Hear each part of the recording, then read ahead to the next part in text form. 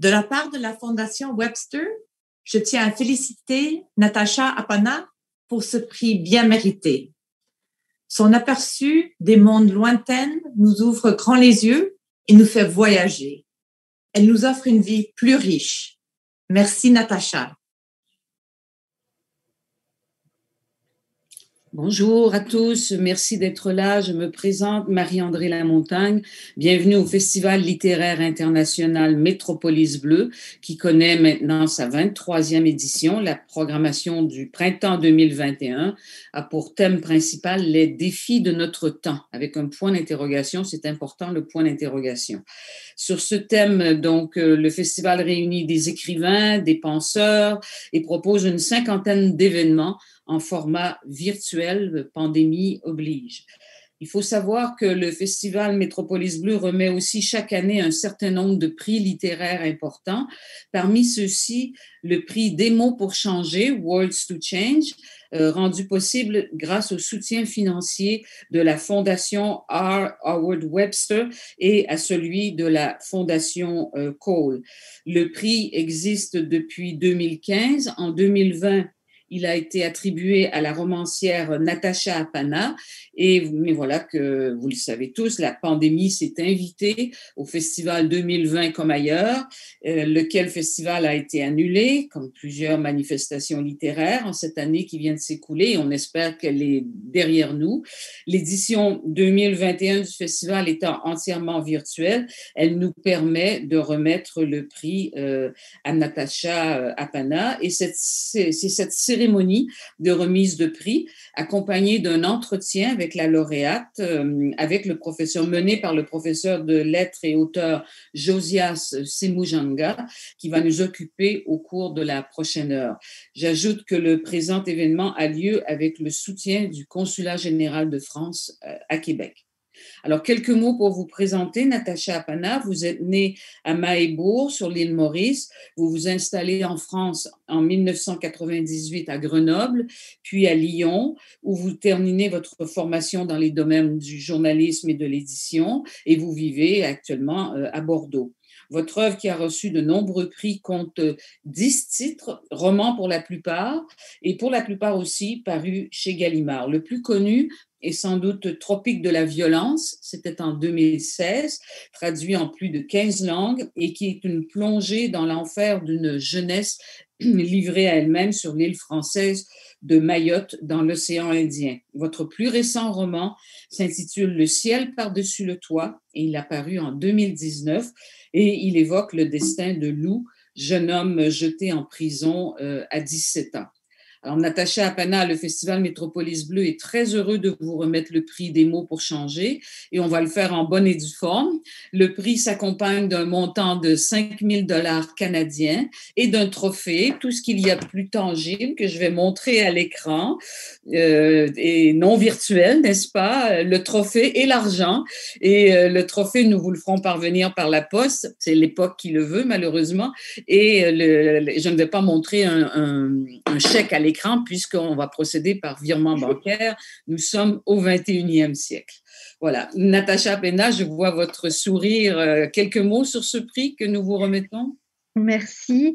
Je suis à la fois heureuse et soulagée parce que déçue l'année dernière de l'annulation du festival, comme toutes les manifestations littéraires en France et de par le monde. Donc, je me dis que je me contente, entre guillemets, de cette cérémonie virtuelle. Je suis si heureuse que vous me présentiez ce trophée à distance. Le chaud me monte aux joues et voilà, je suis très contente. Comme quoi, parfois, il faut des choses palpables. Bien sûr. Il faut des choses qu'on puisse toucher, qu'on puisse après regarder, se souvenir. Je lisais il y a quelques jours l'histoire du festival, l'histoire des prix, et j'ai vu que celui que vous me faites l'honneur de me décerner concerne un écrivain qui œuvre pour la compréhension culturelle et l'inclusion sociale. Et ça me touche beaucoup. Donc voilà, je suis très honorée. Je remercie évidemment le festival et les fondations Howard Webster et École. Merci encore. Oui. C'est l'esprit de ce prix, hein, récompenser, braquer les projecteurs sur des œuvres, non pas forcément militantes, c'est pas l'esprit, c'est des œuvres qui, par le pouvoir des mots, peuvent contribuer au rapprochement entre les cultures, entre les gens, et c'est un des défis de notre temps. Convenez-en. Oui, crois. Absolument, absolument. Mais je peut-être après on va en parler avec Monsieur Semujanga que enfin, étant né sur une île petite, lointaine, ça dépend où on se trouve, mais mon éducation, mon ouverture au monde se sont faites par les livres, à travers les histoires que je lisais. Donc, les mots pour changer, pour moi, ça a vraiment un sens et je suis d'accord avec vous. Moi, je ne m'inscris pas vraiment dans, quand on me dit est-ce que vous êtes militante, moi je milite, si vous voulais, pour que le livre soit un objet de partage, soit un objet de changement, qu'un livre, parce que je l'ai expérimenté et je l'expérimente toujours, combien j'ai pu apprendre des livres, combien l'empathie m'est née à travers les livres. Bon, alors déjà, vous voyez, on est un peu en train de se diriger vers l'entretien, mais je vais céder la parole donc à celui qui va le mener, Monsieur Josias Semujanga, que je présente très brièvement. Il est professeur titulaire au département des littératures de langue française à l'Université de Montréal, où il enseigne les littératures francophones d'Afrique et des Antilles. Ses travaux portent sur l'analyse du discours, les rapports entre l'histoire et le roman et les récits de génocide, et il est également l'auteur d'ouvrages. Donc, Natacha Apana, Josias Semujanga, nous vous écoutons.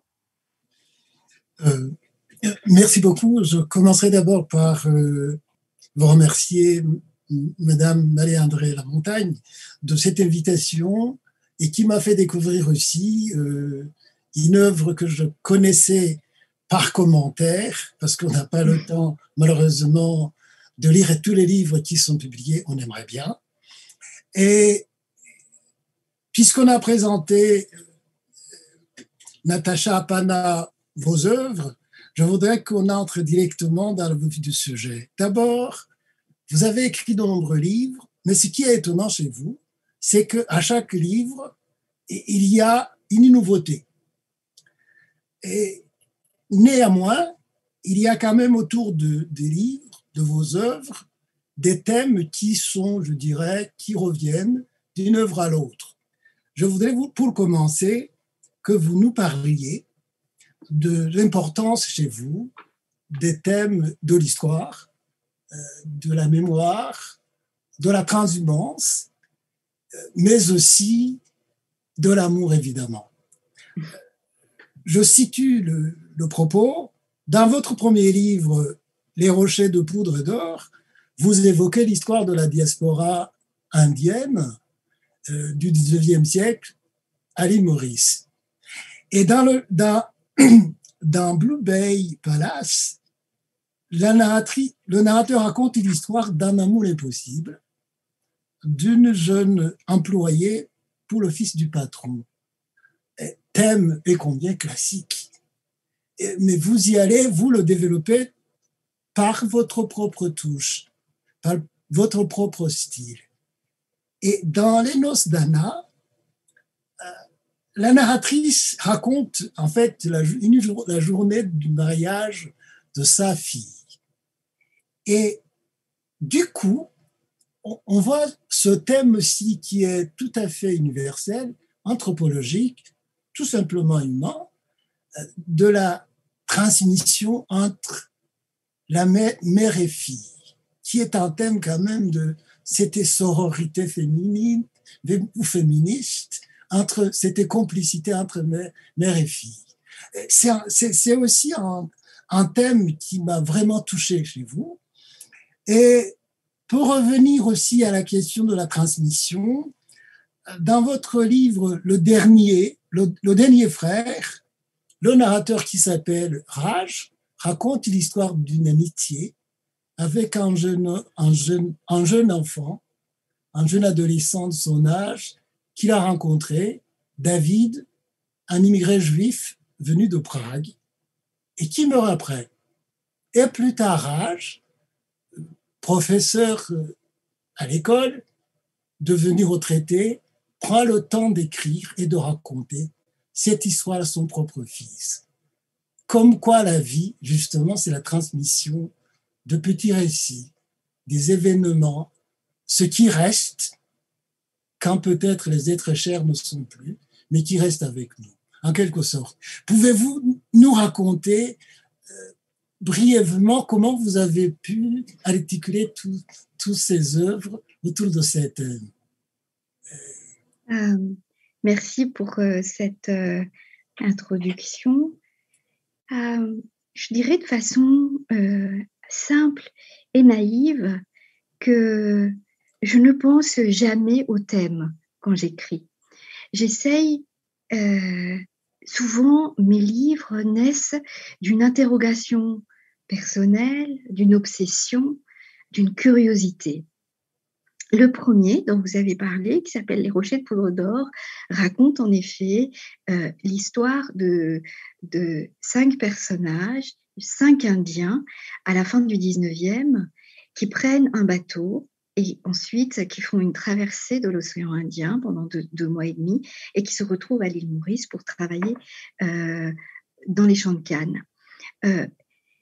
Ce qui m'intéresse, si vous voulez, c'est les destins particuliers. C'est comment l'ordinaire devient extraordinaire. Comment la banalité de l'être humain rencontre à un moment l'histoire. Et on peut penser que, évidemment, moi je suis d'origine indienne, mais mes arrière-grands-parents ont quitté l'Inde pour venir travailler dans les champs à l'île Maurice. Et dans ma famille, c'était une histoire banale et commune, c'est-à-dire on ne racontait pas ça comme si c'était quelque chose de caché. Voilà, je savais que mon arrière-grand-mère et mon arrière-grand-père avaient pris un bateau. Je n'avais aucune trace aucun souvenir, aucune mémoire. J'avais des histoires comme ça qu'on me racontait. Et quand je suis arrivée en France, j'écrivais beaucoup déjà. J'écrivais beaucoup de nouvelles. J'essayais d'écrire un roman. Je me souviens, et encore, ça n'a pas tout à fait disparu, que la question qu'on me posait le plus, c'était « Tu viens d'où ?» Et moi, à ce moment, je vivais à Lyon. Et je répondais « Je viens de Lyon ». On me disait « Non, mais tu viens d'où ?» Et moi, j'étais une jeune femme un peu, voilà, avec un caractère, et je disais « Je viens du 2e arrondissement de Lyon ». Et on me disait, non, mais tu viens d'où, vraiment, vraiment, réellement? Et là, je finissais par dire, ben voilà, je suis née à l'île Maurice. Et on me répondait, je connais une Mauricienne ou un Mauricien, mais qui ne te ressemble pas du tout. Et donc, je finissais par raconter comment mon île natale a été peuplée de différents apports. Donc, évidemment, les Noirs d'Afrique, mais après les Indiens, après les Chinois, les Européens. Et je me suis rendu compte que cette histoire-là, après l'esclavage, après l'abolition de l'esclavage, n'était pas très connue. Et moi qui voulais raconter les destins en particulier, j'ai eu l'idée de cela, de faire 5 destins indiens, de 5 conditions sociales différentes, parce que souvent, vous savez, quand on raconte une histoire qui est aujourd'hui étudiée, mémorialisée, je dirais. Donc, c'est l'histoire de la diaspora, c'est l'histoire des travailleurs engagés, qu'on appelle les indentured labour.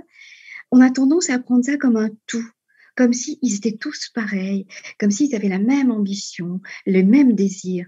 Et moi, je cherche à individualiser, d'où ce premier roman-là.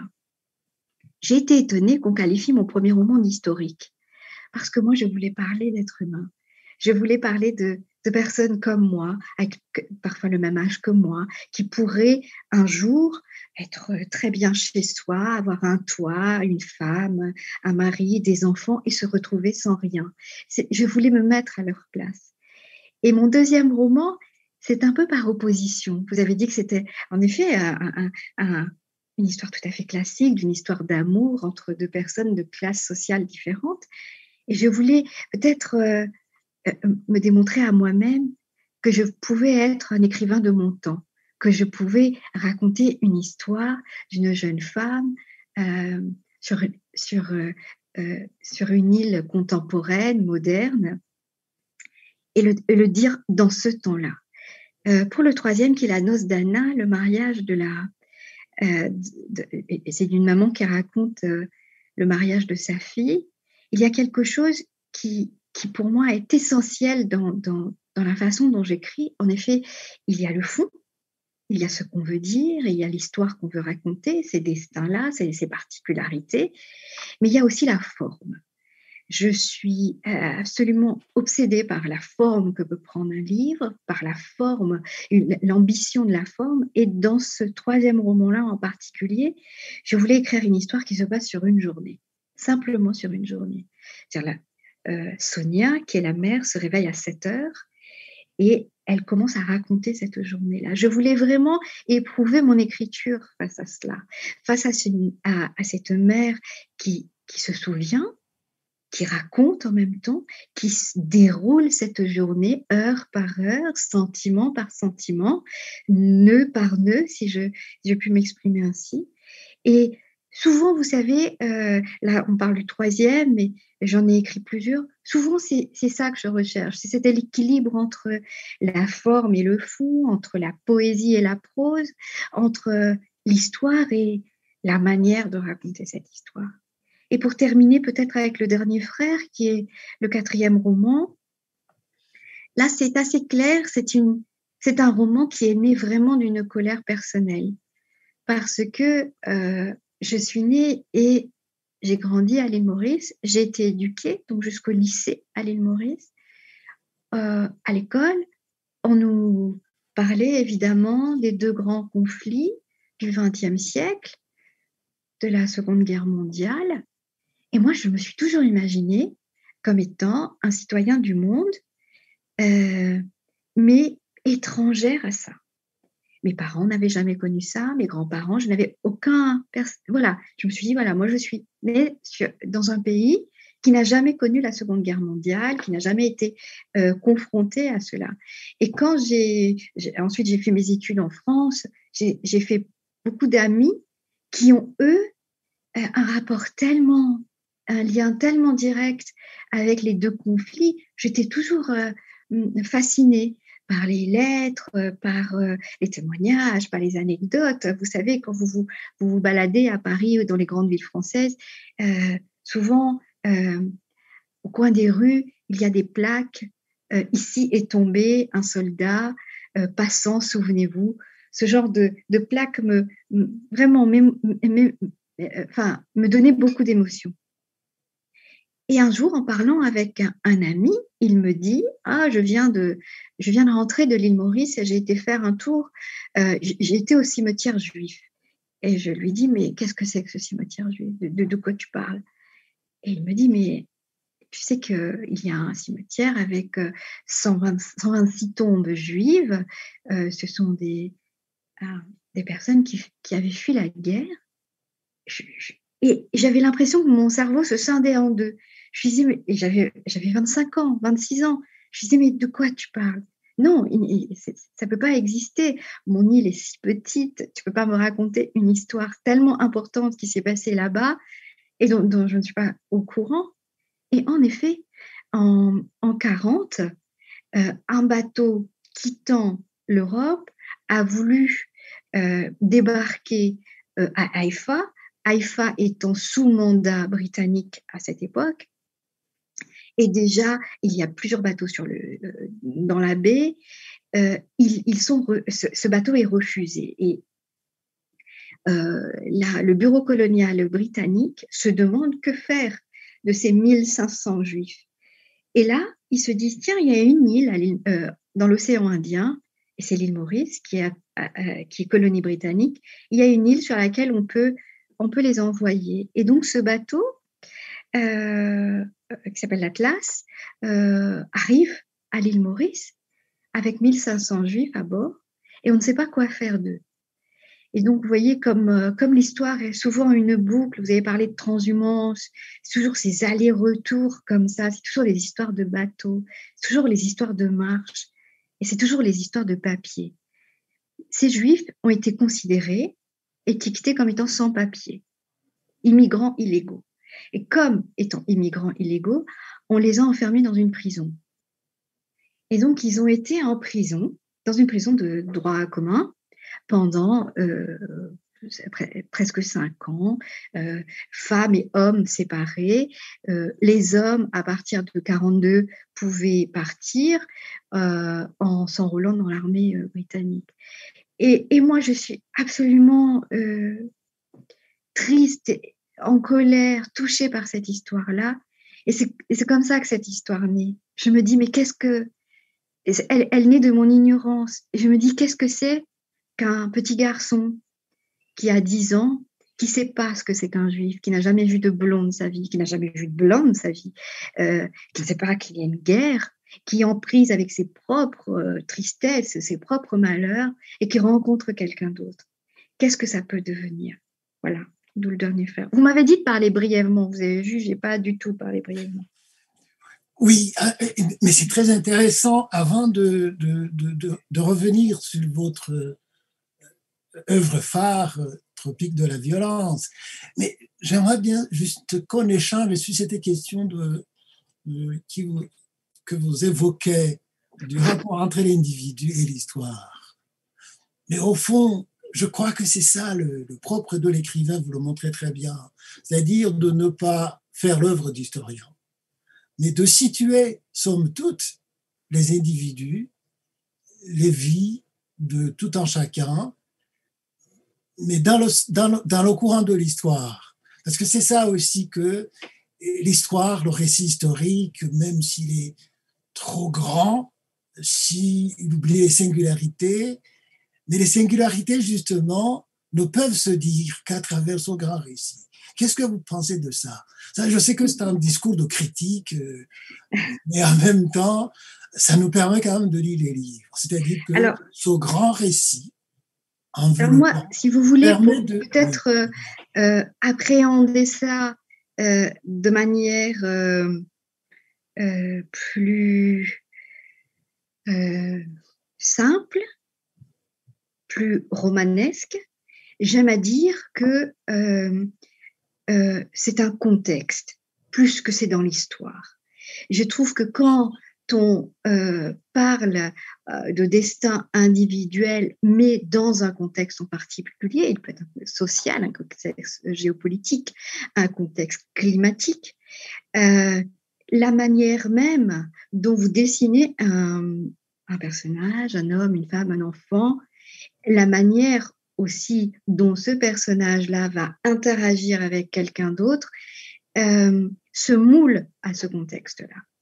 Donc moi, j'aime beaucoup savoir, non pas seulement qui raconte l'histoire, mais de quoi l'histoire est faite et qu'est-ce qui brode l'histoire, quel est le contexte de cette histoire-là.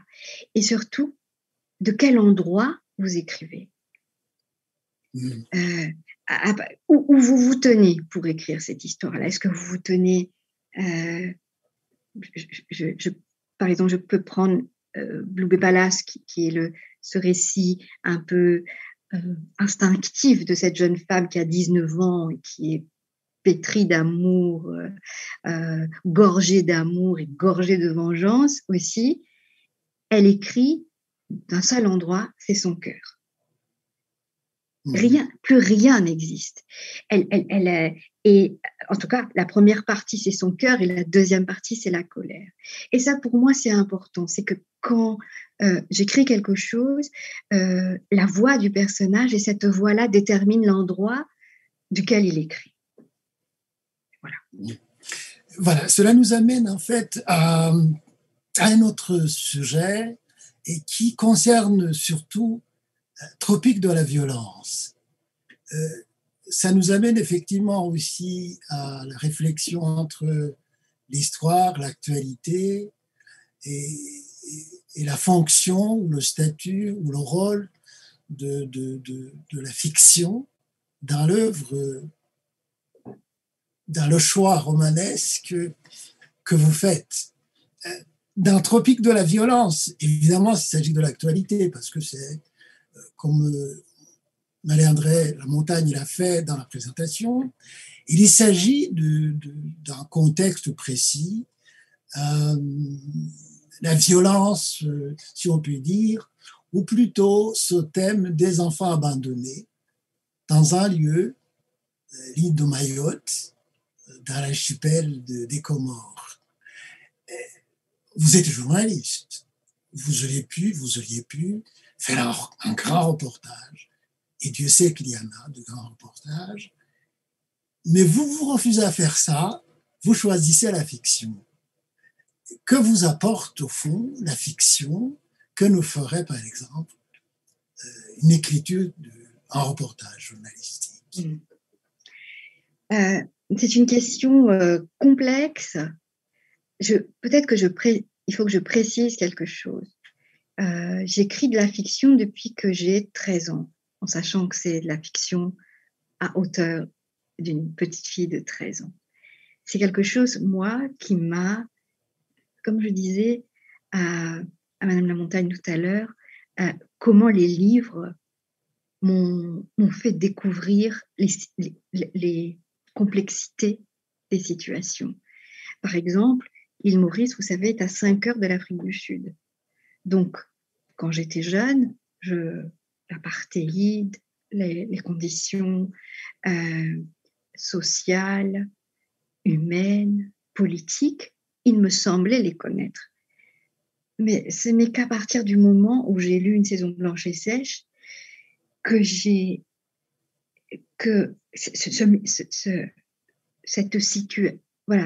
cette situation, entre guillemets, qu'on appelle, devenait une condition, devenait quelque chose avec plusieurs facettes. Et donc, pour moi, la fiction a un pouvoir évocateur que nul autre, qu'un documentaire, qu'un grand reportage, comme vous l'avez dit, ne peut obtenir. Donc, moi, je suis une enfant de la fiction. J'ai choisi d'être journaliste pour faire plaisir à mes parents, parce qu'il fallait que je choisisse des études. Et je me pensais très maligne en me disant, ben oui, je vais choisir quelque chose qui me permette d'écrire et qui me permette d'exercer encore ma curiosité d'autrui. Donc, cette inclusion sociale dont nous parlons au début, qui me permette d'aller vers l'autre. Donc, pour moi, toujours, le premier choix, c'est la fiction. Jamais il ne me vient, comment vous dire, souvent, on a tendance à... Enfin, pour moi, le journalisme est vraiment un métier, quelque chose de précis. Vous savez, le quand, quoi, comment, où, pourquoi, qui sont les règles du journalisme. Pour moi, c'est ça. Alors, pour revenir, pardon pour cette digression, pour revenir à Tropique de la violence, j'ai vécu à Mayotte pendant 2 années, de 2008 à 2010. 2 années très, très pleines, très émouvantes, enrichissantes et en même temps qui ont bougé énormément de choses en moi. Je me souviens qu'au départ de ma vie, c'était je veux dire, j'y étais pour des raisons privées. Hein. Je n'y étais pas pour du travail, je n'y étais pas en tant que journaliste, pas du tout. J'étais pour des raisons privées. Mon époux a trouvé un travail à Mayotte, je l'ai suivi. J'avais un bébé qui avait à l'époque 2 mois. Donc, on a pris l'avion avec un sac à dos et on est parti à Mayotte. Tout simplement. Et moi, je me disais que c'est formidable. Ma fille va connaître ses 2 premières années sur une île, comme moi, j'ai connu mes premières années sur une île. Donc, je trouvais que, voilà, poétiquement, peut-être que c'était joli. Et très vite, je me suis rendu compte que ce n'était pas l'île aux enfants que je croyais, que les enfants que je voyais dehors, qui riaient, qui me semblaient être ce que moi, j'avais été il y a 30 et quelques années. Et en réalité, non, la plupart n'avaient plus de parents, la plupart dormaient dans la rue. Et j'ai eu beaucoup de mal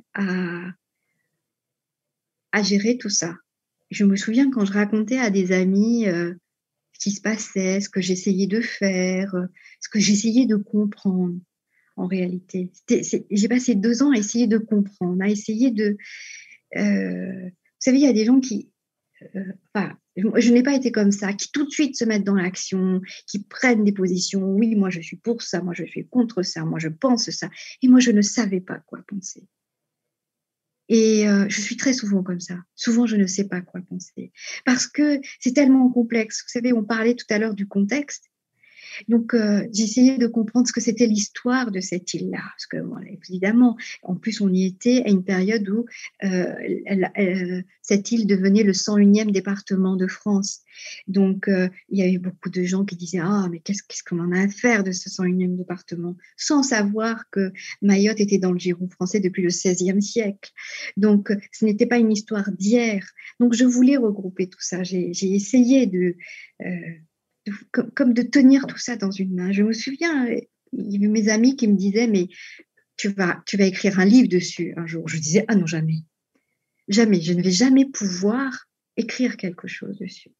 Quand je suis rentrée à Paris, j'ai écrit autre chose, mais cette île me hantait, vraiment. La géographie, la manière dont les vivants et les morts font partie du quotidien, la manière dont la République française et la religion musulmane se côtoient au quotidien. Et voilà, j'ai pris presque 5 ans à écrire ce livre-là. Et jamais, si vous voulez, je n'ai pensé faire autre chose qu'un roman. Parce que il me semble que la place de la fiction, la place du romanesque, surtout quand c'est un territoire, une île, un contexte qui est absolument presque exclusivement raconté par des reportages, par des documentaires, et donc qui donne à voir quelque chose d'extrêmement brut, quelque chose qui est, vous avez dit, l'actualité, quelque chose qui est actuel, quelque chose qui est figé. Et moi, je ne voulais pas ça. Je voulais raconter. Je voulais dire que chaque personnage, en tout cas Moïse, Bruce, Stéphane, les parents, ils avaient des désirs. Et ce n'est pas parce qu'on est pauvre et qu'on est à la rue qu'on a tous les mêmes désirs et tous les mêmes ambitions. Et c'est ça que je voulais raconter. Et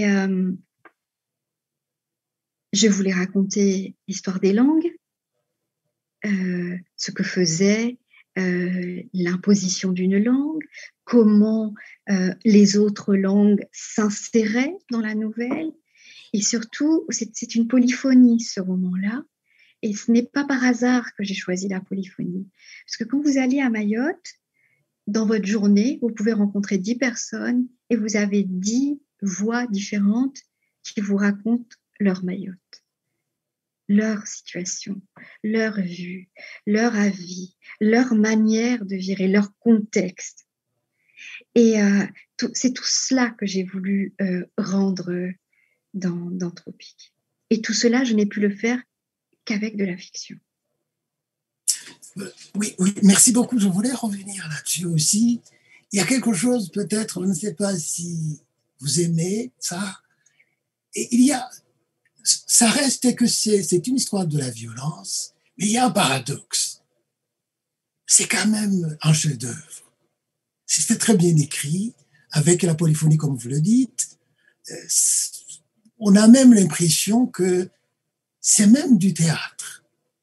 Mais surtout, c'est très poétique. Est-ce que vous pouvez parler de cet aspect que j'appellerais paradoxe, si vous permettez, oui, cette histoire de la violence, mais en même temps d'une beauté sincèrement sublime. Merci beaucoup, ça me touche beaucoup. Je crois que le paradoxe, il naît déjà avec le titre, Tropique de la violence, avec l'évocation de ce que c'est que tropique et ce mot, la violence. Vous savez, vous avez très justement pointé quelque chose qui est du théâtre. C'est une tragédie grecque, ce qui se passe sur cette île. Et vous savez, dans ce livre-là, il y a les vivants, mais il y a les morts. Et les morts, c'est le cœur. Vous savez, quand vous êtes dans un théâtre antique grec, il y a le cœur qui chante ou qui dit ce que vous pensez. Les morts sont cela. Et j'ai toujours imaginé ce roman-là comme cela, comme une tragédie grecque, comme un cœur qui répondrait, le cœur des morts qui répondrait aux vivants. Et ce paradoxe, je ne sais pas si c'est un paradoxe, mais c'est une opposition constante entre l'extrême beauté et l'inhumanité.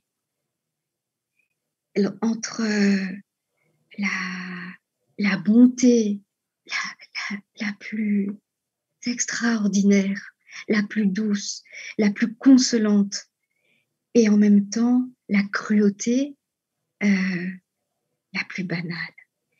Et j'avais ce besoin-là et ça revient à ce que je disais au départ, c'était le besoin de raconter sincèrement et justement, mais également le besoin de la forme. Le besoin que la forme épouse la géographie superbe de cette île.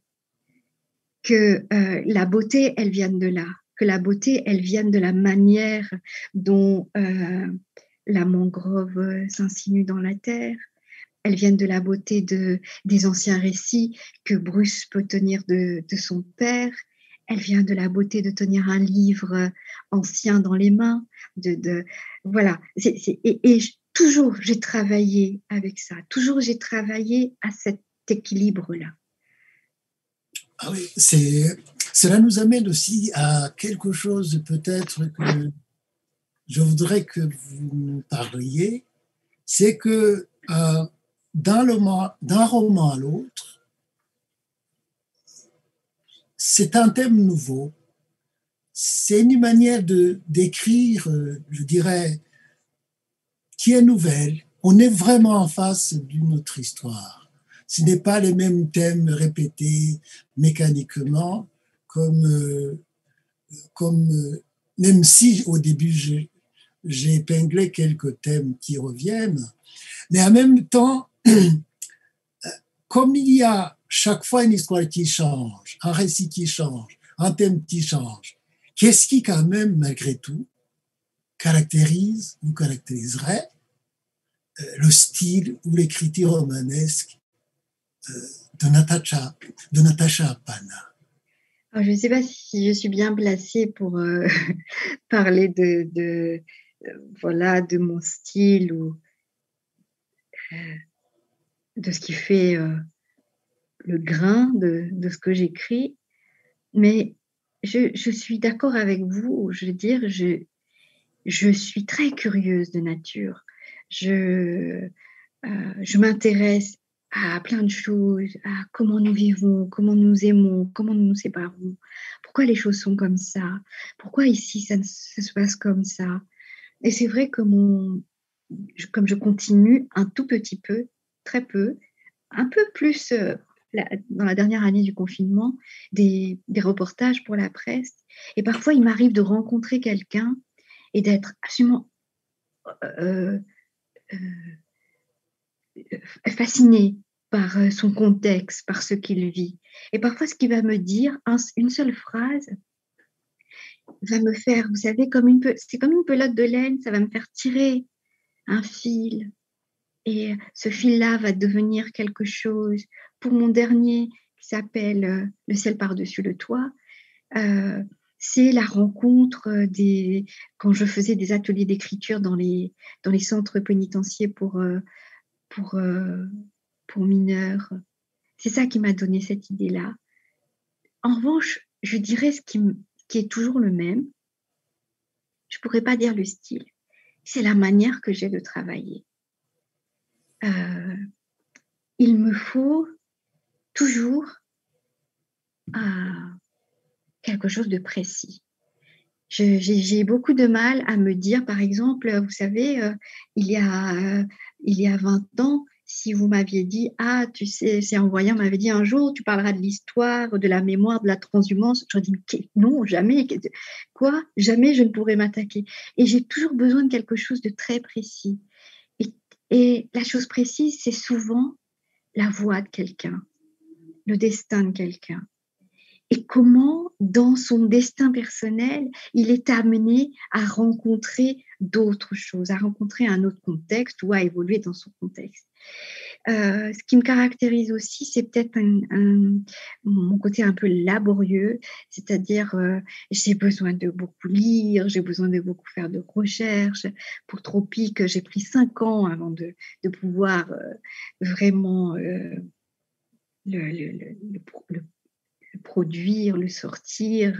Je fais des essais sur les voix, et tant que je n'ai pas la voix, tant que je n'ai pas l'endroit duquel je me situe et la voix du personnage, je n'arrive pas à commencer. Je dirais aussi que ce qui m'importe toujours, ça m'agace. Hein. Je peux vous dire, quand je travaille, je suis agacée par moi-même très souvent. C'est, bien sûr, parfois je peux avoir une idée forte, quelque chose qui m'obsède, mais si je n'ai pas la forme, et si cette forme-là ne me semble pas novateur, je serais un peu, je n'irai pas avec enthousiasme. Il faut que cette forme me pousse à travailler. Il faut que il faut que je ressente à la fois du plaisir à écrire, à développer cette histoire, mais du plaisir aussi à travailler la langue. J'aime quand, vous savez, le langage rejoint la langue, quand la manière d'écrire rejoint l'histoire qu'on veut écrire.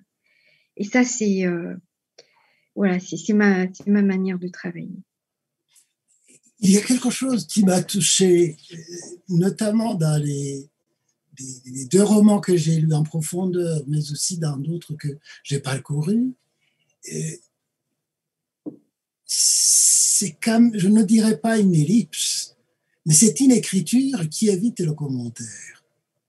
Vous évoquez un sujet, mais c'est comme si vous vous mettez en retrait et vous laissez le personnage parler de sa propre histoire sans un commentaire qui irait vers le hors-texte, comme on dirait, dans la critique, sans parler de l'autre, sans commentaire de l'autre. Est-ce que vous pouvez nous parler de cette technique? Parce que c'est alors, je sais pas si c'est réussi, je dois le dire. Ah, bon, parce que souvent c'est une critique qu'on m'adresse. C'est vrai, en ayant lu beaucoup de romans, parfois on est agacé par le commentaire, ce que je n'ai tapé le commentaire narratorial. On sort de l'histoire et on commente.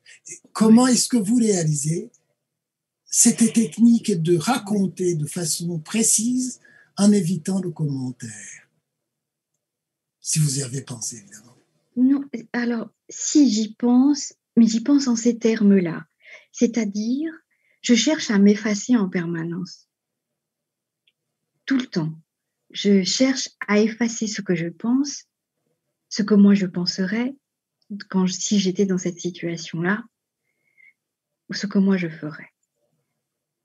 Vraiment, c'est quelque chose qui m'est primordial. Et je pense que je réussis à le faire, pas tout le temps, quand j'ai réussi la première partie du travail dont je vous parlais, c'est-à-dire la recherche, la connaissance de son sujet, vraiment la connaissance profonde de son sujet, la maîtrise de la voix du personnage, la maîtrise de comment il parle, pourquoi il parle. Souvent, vous savez, je ne sais pas si ça vous est arrivé de lire un livre, alors là je parle de roman, de se dire c'est intéressant, mais je ne sais pas pourquoi cette histoire est racontée, pourquoi maintenant, pourquoi, c'est quoi la nécessité de cette histoire-là. Et moi, tant que je n'ai pas réglé ces problèmes-là, je ne peux pas écrire. Et je crois que cet effacement du soi, cet effacement de l'écrivain, cet effacement de moi, Natacha Apana, écrivain né ici, maman, sœur, femme, tout ça, si je n'efface pas ça, je ne peux pas laisser la place à l'autre, je ne peux pas complètement incarner l'autre. Et je crois que ça, pour moi, c'est essentiel. Il y a, je pense pas que vous l'ayez lu, j'ai écrit un recueil de chroniques qui s'appelle Une année-lumière. Ce sont des chroniques que j'ai publiées dans un journal pendant une année ici. C'est un journal merveilleux, un quotidien qui tous les jours, la dernière page est écrite par un écrivain. Donc moi j'étais l'écrivain du jeudi et donc voilà, on avait quand même vous savez, c'est les formats tabloïds, donc c'était 5000 signes, je crois. Et certains écrivains choisissaient de raconter leur vie, certains choisissaient de parler d'une pièce de théâtre, d'un livre qu'ils avaient lu, d'une rencontre. Et moi, j'avais choisi ça, de ne pas commenter. Je m'étais dit, si je veux faire cet exercice-là, je ne vais pas commenter. Bon Dieu, qu'est-ce que c'était dur. Parce que le naturel, vous savez, on est toujours là, on dit, moi je pense, voilà. Et c'était toujours sur un fil comme ça, en disant, je vous dis les choses, je vous partage quelque chose, mais je ne commente pas. Et dans mes romans, je pousse ça parfois très loin parce qu'on me dit, on aurait aimé savoir ce que vous pensez, mais en réalité, non. Le jour où j'écrirai une autobiographie, un récit, vous savez, je tiens beaucoup quand on écrit à ce mot-là, roman, sur la couverture. Ben voilà, c'est un roman. Merci, mais on ne peut pas éviter de juger parce que vous dites, nous passons tout le temps à juger. Oui. Et à ne pas laisser les autres parler de vos personnages. Je vais vous amener peut-être sur un autre terrain qui est le nôtre, qui est le mien, celui de la critique littéraire, où pour enseigner les textes, nous devons les caser dans les boîtes. Non pas, je m'explique ici, je dois commenter, ce que pensent souvent les écrivains, c'est que, et littérature, ce qui s'enseigne, c'est ce que disait Barthes. Sinon, s'il n'y avait pas de communication, d'échange sur l'œuvre écrite, elle existerait potentiellement, mais n'existerait pas effectivement. Alors, je vous pose la question que peut-être vous n'aimez pas, comme tant d'autres écrivains, c'est, êtes-vous écrivain francophone ou française? On enseigne vos œuvres comme des œuvres francophones. Que pensez-vous de cette appellation qui agace beaucoup d'écrivains? Sonny Laboutancy disait « J'en ai marre d'être écrivain africain, j'en ai marre d'être écrivain congolais, je suis romancier, point. » Bon, que pensez-vous de cet aspect? Et tout en ayant évidemment plaidé pour la bonne cause, que nous mettons les œuvres dans les boîtes pour mieux les diffuser, mieux les utiliser. Que pensez-vous de ces étiquettes sur les œuvres? Francophones, françaises, écrivains mauriciennes, de langue française, de langue créole. Vous savez, une fois à la FNAC, je me suis retrouvée dans le rayon russe. Je suppose que le libraire s'était arrêté à mon prénom, qui est un prénom russe. J'ai trouvé ça très mignon. Et au début de ma carrière, j'avais été un peu bousculée par ces questions-là. Qui êtes-vous? D'où venez-vous? Pourquoi vous écrivez dans cette langue-là? Pourquoi cette langue-là et pas une autre? Et la manière dont vous écrivez la langue, est-ce que vous allez apporter quelque chose? Quel est votre apport en réalité? Mais à quoi vous servez? Et pourquoi vous êtes là? Mais d'où venez-vous?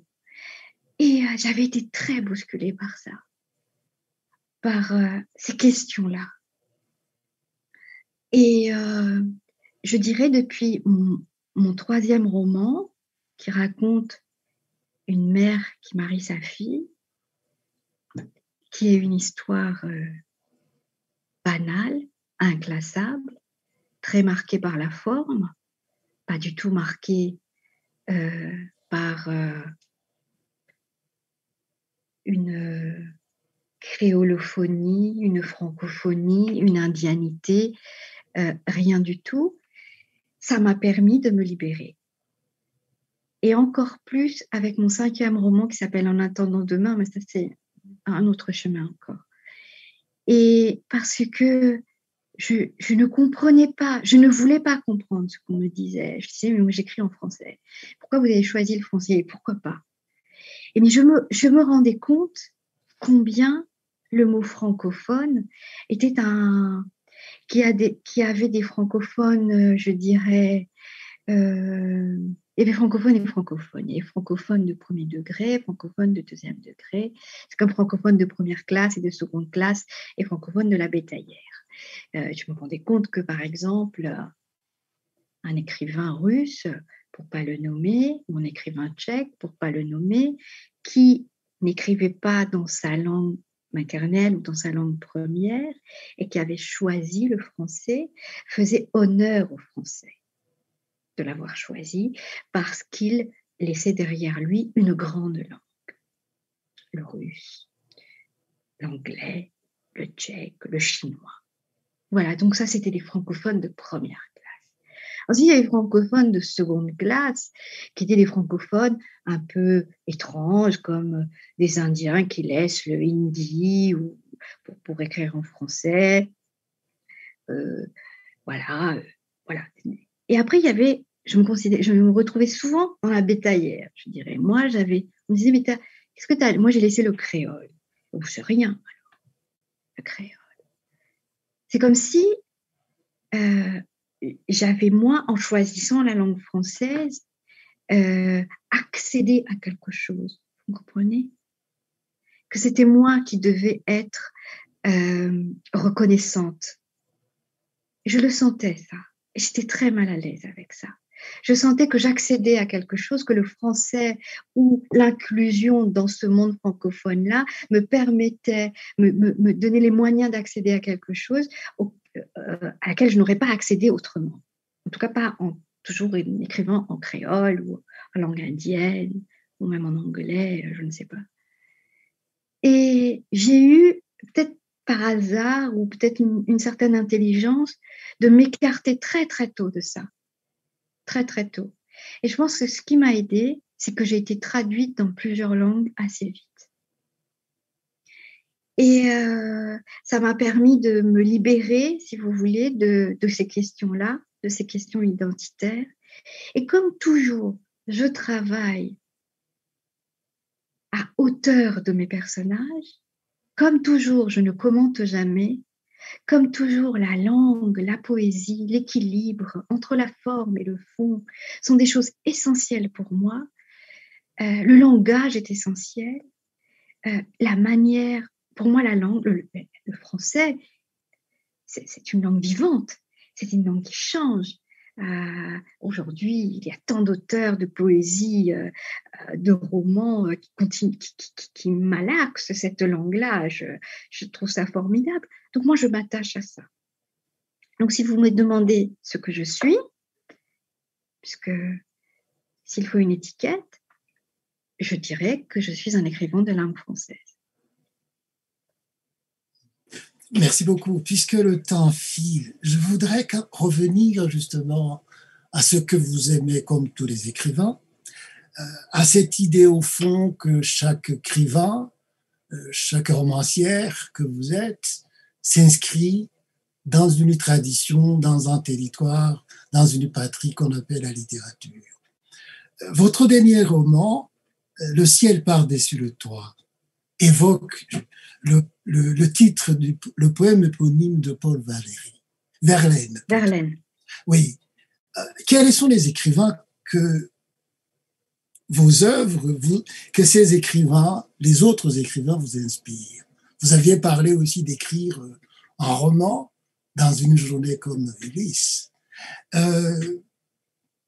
Pourriez-vous dire aussi, comme Albert Camus dans Les Justes, que voulez-vous? Je ne m'intéresse pas aux idées, je m'intéresse aux personnes.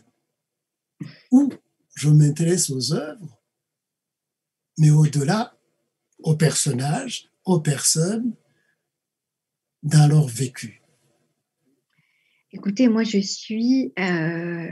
lis beaucoup comme vous. Je suis, comme d'ailleurs ce que je suis dans la vie, je suis très curieuse. J'ai la chance de pouvoir lire en 3 langues et j'essaye de le faire à chaque fois dans la langue première.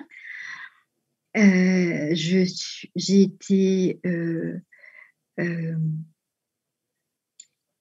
amenée à la littérature. J'ai été éveillée à la littérature par Albert Camus. Je le suis toujours, je le lis. J'ai eu une très grande période d'écrivain de la nature. Il y a un mot naturaliste, je crois. Je lis Virginia Woolf. Je lis Arundhati Roy, Anuradha Roy aussi. Je lis énormément d'écrivains anglais, d'écrivains américains. Je viens de terminer Hamnet de Maggie O'Farrell. Donc, je lis énormément de mes contemporains. Je lis des premiers romans, je lis de la poésie. Donc, je ne pourrais pas vous dire, je reviens toujours à mes classiques. Mes classiques sont Camus, Shakespeare, Woolf, Salinger. Voilà, ce sont mes classiques, mais je n'arrête pas, moi, parce que je me dis toujours, mais j'écris aujourd'hui, dans notre temps, dans ces temps tellement tourmentés, et je veux savoir ce que mes contemporains pensent de cela. Je veux savoir ce qu'on dit de notre temps. Je ne veux pas seulement me contenter de ce qu'on a dit d'ailleurs, de ce qu'on a dit des siècles derniers, de ce qui s'est passé, mais je veux savoir ce qu'on dit aujourd'hui. Comment vivent les gens aujourd'hui? Et pour dire aujourd'hui, vous allez chercher les mots chez les anciens, dans la mémoire de la littérature. Pas seulement chez les anciens, un peu chez Paul Verlaine, mais c'est parce que ce roman-là parle du dedans et du dehors. Et ce poème-là, je trouve, est le poème du dedans qui raconte le dehors. Au fond, je voulais, en évoquant la notion de mémoire de la littérature, c'est l'idée aussi qu'au fond, on va dans la mémoire, dans l'histoire, pour chercher les mots parfois, pas toujours, du présent, du quotidien, au fond. Comme vous le disiez aussi tout à l'heure, je crois, dans Tropique de la violence, que vous cherchez justement dans un théâtre grec, que justement les morts parlent aux vivants dans une scène contemporaine. Je vous remercie beaucoup, c'est le temps que nous avions et ce fut un plaisir d'échanger avec vous. Partager, et nous serons très contents de suivre cet échange. Merci. Et merci à vous. Et croyez bien que le plaisir était aussi le mien et ceux qui vous regardent, qui nous écoutent. C'était tout à fait passionnant et vous avez ratissé large entre la vie, le passé, l'histoire, la langue, le langage, le rapport au présent, la curiosité. Non, il y a à boire et à manger dans cet entretien. Je vous en remercie vivement tous les deux, donc Natacha Apana et Josias Semujanga. Oui, c'est le temps dont nous disposons, mais heureusement, le temps de la lecture, lui, est infini. Il peut se prolonger. Donc, je vous félicite, Natacha Apana, encore une fois, pour ce prix. Et vous aurez, ne vous inquiétez pas, vous aurez. Je l'attends. Je vois bien vos yeux brillent à l'idée d'avoir ce trophée. Je remercie ceux qui nous regardent d'avoir été au rendez-vous. Et bien sûr, je vous invite tous à vous procurer les ouvrages de Natacha Apana et aussi ceux de Josias Semujanga. Il y a des essais, le roman francophone et l'archive coloniale, par exemple, ou plus savant, je soupçonne, au jugé du titre, intertextualité et adaptation dans les littératures francophones. Donc ça, ce sont les petites cases, les petites boîtes de Monsieur Semujanga. Et puis à côté, il y a Natacha Apana qui sort régulièrement de la boîte et qui bondit d'une histoire à l'autre, d'une fantaisie, de l'imagination à l'autre, par la fiction. Mais les deux sont nécessaires, je crois. Le discours sur la fiction et puis la fiction elle-même, la fiction souveraine. N'est-ce pas, Natacha Apana, vous approuvez? J'approuve aussi l'image que vous avez de moi qui dit que je bondis d'un tiroir à l'autre. J'approuve totalement. Oui, bon, ben c'est très bien. Alors, ces ouvrages, on les trouve sur le site de notre librairie partenaire, la librairie Gallimard à Montréal, donc www.librairiegallimard.com. Et j'invite aussi le public à assister aux autres rendez-vous de la programmation du printemps du Festival Métropolis Bleu. Les détails, donc, sur le site de Métropolis Bleu. Explorez, choisissez ce qui vous intéresse, bondissons tous d'un événement à l'autre et attardons-nous parce que les contenus sont chaque fois très, très riches. Donc, au revoir à tous. Vive la littérature. Au revoir. Merci. Au revoir.